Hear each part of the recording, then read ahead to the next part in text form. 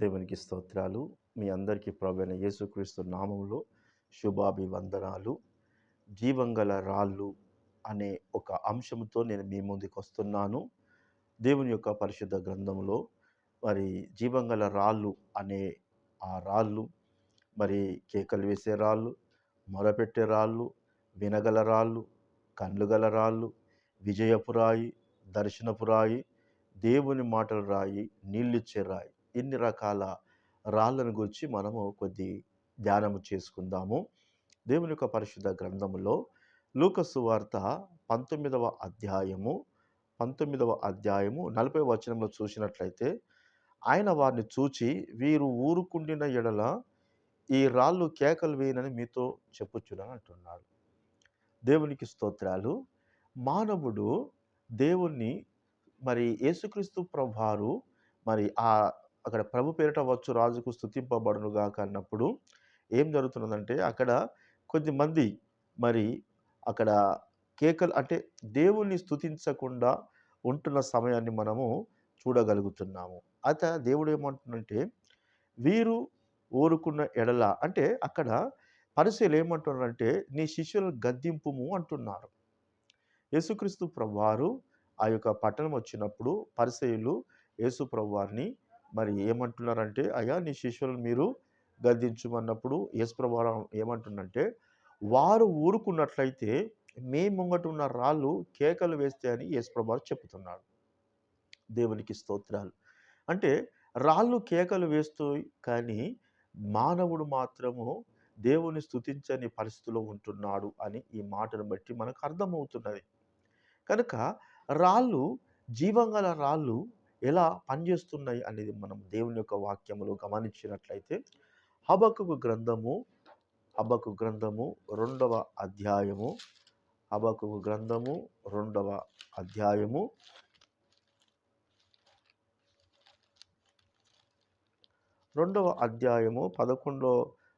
10-11 వచనం చూసినట్లయితే, నీవు చాలా మంది జనులను నాశనం చేయుచు నీ మీదికి నీవే నేరస్థాపన చేయుచున్నావు. నీ దురాలోచనల వల్ల నీ ఇంటి వారికి అవమానము తెచ్చి ఉన్నావు. గోడల్లోని రాళ్ళు మొరపెట్టుచున్నవి, దూలములు వాటికి ప్రత్యుత్తరం ఇచ్చుచున్నవి. దేవుని యొక్క పరిశుద్ధ గ్రంథములో మనం వాక్యాన్ని పరిశీలన చేసినట్లయితే, నీవు అంటున్నాడు, నీవే దురాలోచనలు. మానవుడు మరి కీర్తన గ్రంథములో దావీదంటాడు, మీరు పడకల మీద పడుకున్నప్పుడు ఊరుకుండుడి, స్తుతించి పడుకోండి అంటున్నాడు. కనుక మనము ఇంట్లో ఉన్నప్పుడు ఏమి దురాలోచనలు చేస్తున్నాము అనేది, ఏ విధంగా జీవిస్తున్నాము, ఏ విధంగా మనము దేవునికి భక్తి చేస్తున్నాము. కీర్తన చూసినట్లయితే సాయంకాలమున, ఉదయమున, మధ్యాహ్నమున నేను దేవుని ధ్యానించు మొరపెట్టుకునే కీర్తనకారుడు దావీదు అంటున్నట్టుగా మనము కూడా 3 పూట్ల ప్రార్థన చేస్తున్నామా లేదా అనేదాట, మనము చేసే భక్తి, మనము జీవిస్తున్న జీవన శైలినాట, మనము కట్టుకునే మన ఇళ్ళ లోపల ఇటుకల లోపల కింద ఉండే పునాది రాళ్ళు పైన ఉన్న దూలాలకు చెప్తున్నాయట. చూద్దాం. గోడలోని రాళ్ళు మొరపెడుచున్నవి. ఏంటంటే ఈ మనిషి చేసే దురాలోచన, ఈ మనిషి చేసే సరైన ప్రార్థన జీవితం లేదు, ఈ మనిషి దేవుని సరిగ్గా స్తుతించట్లేదు, ఘనపరచలేడు, దేవుని ఆరాధన చేస్తలేడు, మహిమపరచలేడు, 3 పూట్ల దావీదు చేసినట్టు ప్రార్థన చేస్తలేడు అని చెప్పేసి ఆ గోడలో ఉన్న, మనము కట్టుకున్న మన పునాదిలో ఉన్న లోపల రాళ్ళాట ఆ యొక్క దూలాలకు చెప్తున్నాయట. దూలాలు నిజమే, నేను కూడా చూస్తున్నాను పైనుంచని వాటికి ప్రత్యుత్తరం ఇస్తున్నాయట. కనుక గమనించండి. మీరు చాలామంది రోజులలో మంచి ఇల్లు కట్టుకోవాలి, మంచి లగ్జరీ లైఫ్ జీవించాలనుకుంటున్నారు. కానీ నువ్వు ఏ ఇల్లు కట్టుకున్నా, నీ ఏ రూములో నువ్వు సపరేట్‌గా ఉన్నా, ఆ రూములో ఉన్న లోపల ఉన్న ఆ యొక్క పునాది రాయి నీ కోసము మొరపెడుతుందట. ఏ విధంగా జీవిస్తున్నావు, ఎలా ఉంటున్నావు అని చెప్పేసి నీ కొరకు మాట్లాడుతున్నప్పుడు, ఆ మాటకు ప్రత్యుత్తరం ఇచ్చే ఆ అప్‌స్టైర్‌లా అప్పుడంటే దూలాలుండేవి, ఇప్పుడు లేవు. ఇప్పుడు పీఓపీ కూడా వాటికి ప్రత్యుత్తరం ఇస్తదట. నిజమే అని చెప్పేసి అంటాయట.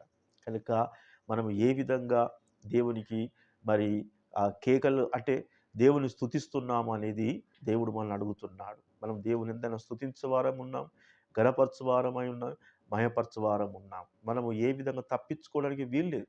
మనం ఎక్కడున్నా గానీ మన దగ్గర ఉన్న రాళ్ళు మాత్రము మన కొరకు చెప్పుతాయి.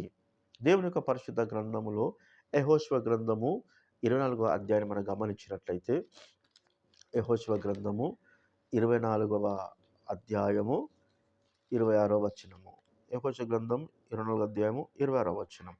దేవుని ధర్మశాస్త్ర గ్రంథములో ఆ వాక్యమును వ్రాయించి పెద్ద రాతిని తెప్పించి యెహోవా పరిశుద్ధ స్థలములోనున్న సింధూర వృక్షం కింద దాన్ని నిలబెట్టించి జనులందరితో ఇట్లను ఆలోచించుడి, యెహోవా మనతో చెప్పిన మాటలు ఈ రాతికి వినబడెను గనుక అది మన మీద సాక్షిగా ఉండును. దేవునికి స్తోత్రాలు. గమనించండి, ఇది వినగల రాయి అట. ఏ రాయి? మనము చూసినట్లయితే యెహోవా మనతో చెప్పిన మాటలన్నీ ఈ రాతికి వినబడెను గనుక మన మీద సాక్షి. కనుక మరి మన మీద సాక్షిగా కూడా ఒకరోజు రాయి అనేది సాక్ష్యం ఇస్తాట. కొద్దిమంది యవనస్తులు ఏం చేస్తారంటే కొంత మందు తీసుకోవడం కానీ, మద్యపానం కానీ, లేకుంటే సిగరెట్స్ తాగడం కానీ, ఏదో ఒక బండ మీద కూర్చొని డ్రింక్ చేస్తా అంటారు, బండ మీద కూర్చొని స్మోక్ చేస్తా అంటారు. కానీ నువ్వు కూర్చున్న బండ నీ మీద సాక్షిగా ఉంటుంది ప్రియ దేవుని బిడ్డ. నువ్వు ఏదైతే చెడు వ్యసనంతో ఏదైనా బండ మీద కూర్చొని చేస్తున్నావంటే ఆ బండ మరి నీ కొరకు దేవుని దగ్గర చెప్తుందట. కనుక దేవుని యొక్క వాక్యాన్ని మనం గమనించినట్లయితే ఏమంటున్నాడు? మన మీద సాక్షిగా ఏమంటున్నాడంటే ఈ రాతికి వినబడెను.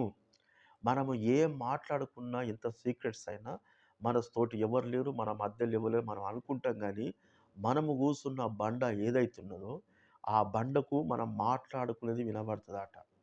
గమనించండి, దేవుని యొక్క పరిశుద్ధ గ్రంథములో మనము చాలా జాగ్రత్తగా ఉండాలి. ఎందుకంటే మరి కేకలు వేసే రాళ్ళు ఉన్నాయి, దేవునికి మొరపెట్టే రాళ్ళు ఉన్నాయి, వినగల రాళ్ళు కూడా ఉన్నాయి.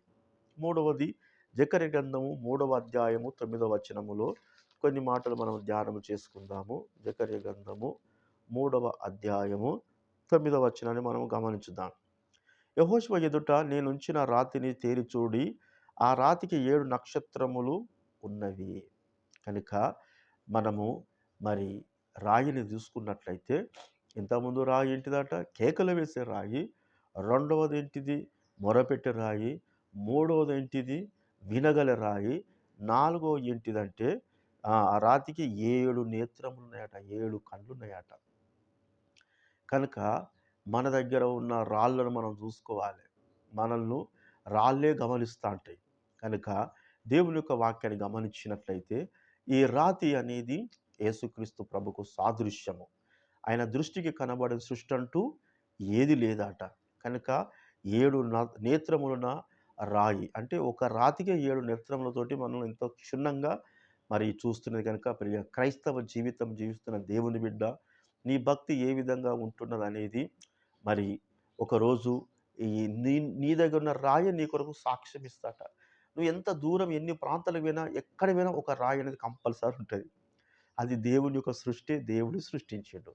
కనుక మరి కన్ను గల రాయిని కూడా మనము చూడగలుగుతున్నాం. కనుక మనం ఏ విధంగా జీవిస్తున్నామో ఒక రాయికి 7 కళ్ళతోటి గమనిస్తున్నదట. కనుక దేవుని యొక్క పరిశుద్ధ గ్రంథములో మొదటి సమూయేలు గ్రంథము 17వ అధ్యాయము 4వ అధ్యాయం 9వ వచనంలో చూసినట్లయితే మరి దావీదు వరుస నుంచి రాయి తీసి ఆ యొక్క ఫిలిస్తీని నొదుల మీద కొట్టగా ఫిలిస్తీయుడు బోర్లవాడి చనిపోయాడు. అంటే మనకు విజయపు రాయి అన్నట్టు. కనుక మరి ఇక్కడ చూసినట్లయితే మరి మొదటి కొరింథీ రాసిన పత్రిక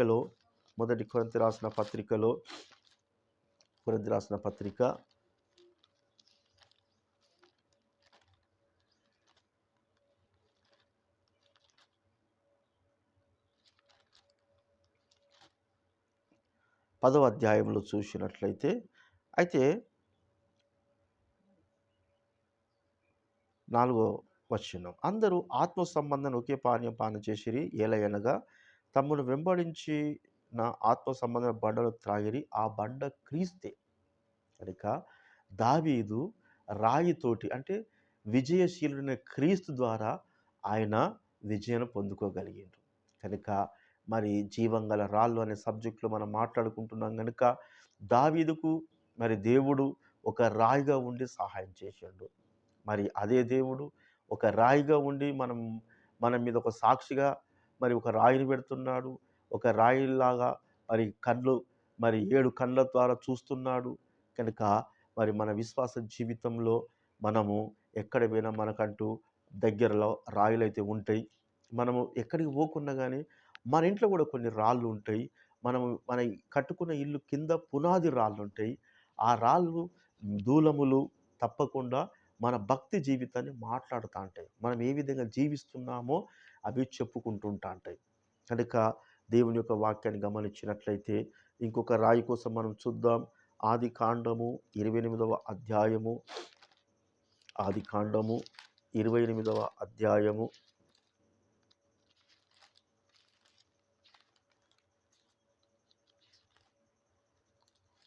ఆదికాండము 28వ అధ్యాయము 11వ వచనాన్ని మనము గమనించినట్లయితే, ఒక చోట చేరి పొద్దుగుంకినప్పుడు అక్కడ ఆ రాత్రి నిలిచిపోయి ఆ చోటు రాళ్లలో ఒకటి తీసుకొని తలగడగా చేసుకునను. ఇక్కడ మరి మనము దేవుని యొక్క వాక్యాన్ని గమనించినట్లయితే మరి యాకోబు ఒక రాయిని తీసుకున్నాడు, తలగడగా చేసుకున్నాడు. అదే విధముగా మరి 18వ వచనం చూసినట్లయితే అక్కడ తెల్లవారినప్పుడు యాకోబు లేచి తను తలగడగా చేసుకున్న రాతిని తీసి దాన్ని స్తంభంగా నిలిపి దాని మీద, అంటే ఇక్కడ ఏ రాతి మీద అయితే పడుకున్నాడో ఆ రాతి మీద పడుకున్నప్పుడు ఆయనకు దర్శనం కలిగింది. కనుక ఇది ఒక దర్శనము కలిగించిన రాయి. దేవునికి స్తోత్రాలు. అదే విధముగా ద్వితీయోపదేశ కాండము 10వ అధ్యాయము. ద్వితీయోపదేశ కాండము 10వ అధ్యాయము దేవుని యొక్క పరిశుద్ధ గ్రంథములో 10వ అధ్యాయముని మనం గమనించినట్లయితే 10వ అధ్యాయము మొదటి, ఆ కాలమందు యెహోవా మునుపటి వాటి 2 రాతి పలకలను చెక్కొని కొండ ఎక్కి నా యొద్దకు రమ్మనెను. అంటే ఇక్కడ మోషేతో చెప్పుతున్నాడు. 2 రాతి అంటే రాతి పలకలు దేవుని యొక్క మాటల రాయి అన్నట్టు. దేవుని యొక్క మాటల రాయి. ఈ ధర్మశాస్త్రము ఏదైతే ఉన్నదో ఆ 10 ఆజ్ఞల ద్వారా మరి తయారు చేయబడ్డ ఆ ధర్మశాస్త్రము దానికి కూడా రాయే అవసరమైంది. దేవునికి స్తోత్రాలు చెల్లిస్తున్నాం. అదేవిధంగా సంఖ్యాకాండము 20వ అధ్యాయము. సంఖ్యాకాండము 20వ అధ్యాయము. 20వ అధ్యాయము 8వ వచనాన్ని మనము గమనించుదాం. 8వ వచనములో యెహోవా అతనికి ఆజ్ఞాపించిన మోషే ఆయన సన్నిధి నుండి ఆ కర్రను తీసుకొని పోయెను. తర్వాత మోషే అహరోనులు ఆ బండ ఎదుట సమాజం పోగు చేసినప్పుడు అతడు వారితో, కనుక ఇక్కడ చూసినట్లయితే అప్పుడు మోషే తన చెయ్యెత్తి 2 మార్ల కర్రతో బండను కొట్టగా నీళ్లు, అంటే దాహాను తీర్చే రాయి, నీళ్ళిచ్చే రాయి. ఇక్కడ అంటే ఒక రాతిలో అసలు ఏమి ఉండదు పలగొడితే, కానీ దేవుని మాట ప్రకారముగా ఆ రాయి దేవుని యొక్క చిత్తానికి, దేవుని యొక్క మాటకు లోబడి పలగొట్టినప్పుడు నీళ్లను మనకి ఇచ్చినట్టు చూస్తున్నాం. కనుక నీళ్ళిచ్చే రాయిని కూడా మనము చూడగలుగుతున్నాం. కనుక కేకలు వేసే రాయి ఉన్నది, మొరపెట్టే రాయి ఉన్నది, వినగల రాయి ఉన్నది, కండుగల రాయి ఉన్నది, విజయపు రాయి ఉన్నది, విజయపు రాయి ఉన్నది, దేవుని మాటల రాయి ఉన్నది, నీళ్ళిచ్చే రాయి ఉన్నది. నిర్గమకాండము 33వ అధ్యాయము. 33వ అధ్యాయము 22వ వచనాన్ని మనం గమనించినట్లయితే 33వ అధ్యాయము 22వ వచనము. నా మహిమ నిన్ను దాటి వెళ్ళుచుండగా ఆ బండ సందులో నిన్ను ఉంచి నిన్ను దాటి వెళ్ళే వరకు నా చేత్తో నిన్ను కప్పెదను. కనుక దాచిపెట్టే రాయి.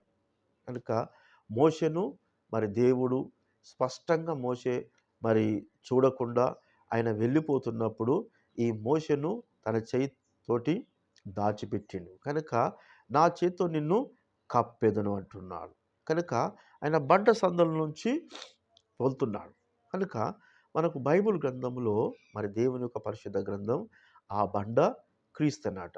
అంటే దేవుడు వింటున్నాడు, దేవుడు కళ్ళతోటి చూస్తున్నాడు, దేవుడు మనకు విజయం ఇస్తాడు, దేవుడు ఆ కాలంలో వారికి దాహంగా ఉన్నప్పుడు వారికి సమృద్ధైన నీళ్ళిచ్చినట్టు మనకు కూడా సకలమైన సమృద్ధిని ఇస్తాడు. కనుక దేవుడు మోషే కాలం చూసినట్లయితే రాతి పలకలంటే దేవుడే వాక్యమై ఉన్నాడు. కనుక యేసుక్రీస్తు ప్రభువారికి రాయి సాదృశ్యంగా ఉన్నది గనుక మనము మరి బండ క్రీస్తే. కనుక మనము మన భక్తిని, మన దురాలోచనలు ఏ విధంగా జీవిస్తున్నాం అనేది మన దగ్గర ఉన్న రాళ్ళే మనల్ని గమనిస్తున్నాయి గనుక, ఆ రాళ్ళు మన కొరకు సాక్ష్యం ఇస్తాయి గనుక, మరి మనము ఏ విధంగా జీవిస్తున్నాము అనేది మనం పరిశీలన చేసుకొని దేవుని కృపకు పాత్రలమవుదాం. దేవుడు కొద్ది మాటలు దీవించునుగాక. ఆమేన్. అదే విధంగా వాక్యం వింటున్న మీ అందరికీ ప్రత్యేకమైన వందనాలు. మీరు వాక్యం వినండి, అవసరమైతే రాసుకోండి. మీకు ఏదైనా అనిపించినట్లయితే వాక్యం విషయంలో ఫోన్ చేయండి. తప్పకుండా ఫోన్ చేయండి. మీకు నేను క్లారిఫై చేస్తాను.